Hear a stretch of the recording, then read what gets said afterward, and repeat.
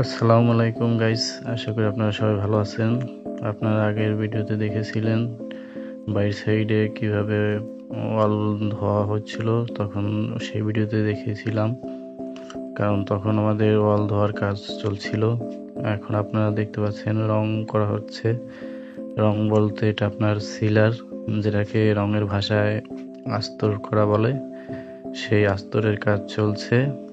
আপনাদের আমি একে একে বলেছিলাম যে সব দেখাবো রঙের কাজ ভিতর বাহির, যার কারণে আমি ভিডিও দিচ্ছি। আগের ভিডিওতে আপনারা দেখেছিলেন কিভাবে বাইরে ধোয়াধুয়ি কাজ করা হয়, এবার দেখছেন আস্তর করা হচ্ছে।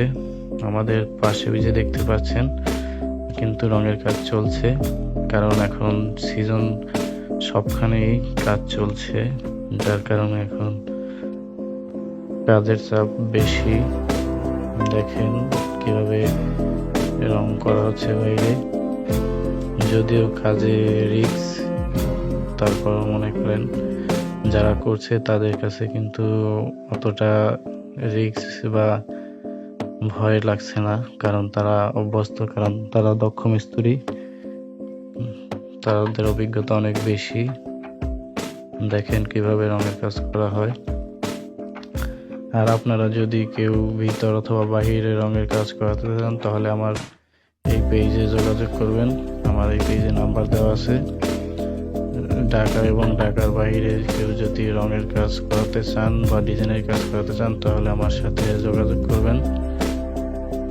দেখেন কিভাবে রঙের কাজ করে। ধোয়াধুয়ি শেষ করার পর এখন আস্তর বা সিলার মারা হচ্ছে।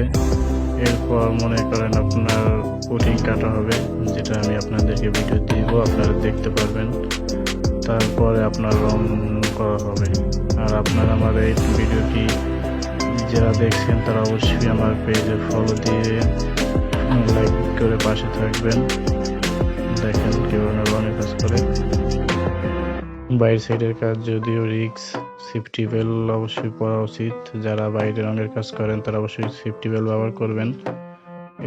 এরা কিন্তু দক্ষ মিস্ত্রি, যার কারণে এদের সেফটি বেল্ট লাগতেছে না। সবাইকে অসংখ্য ধন্যবাদ ভিডিওটি দেখার জন্য। সবাই আমার পেজে ফলো এবং লাইক করে পাশে থাকবেন।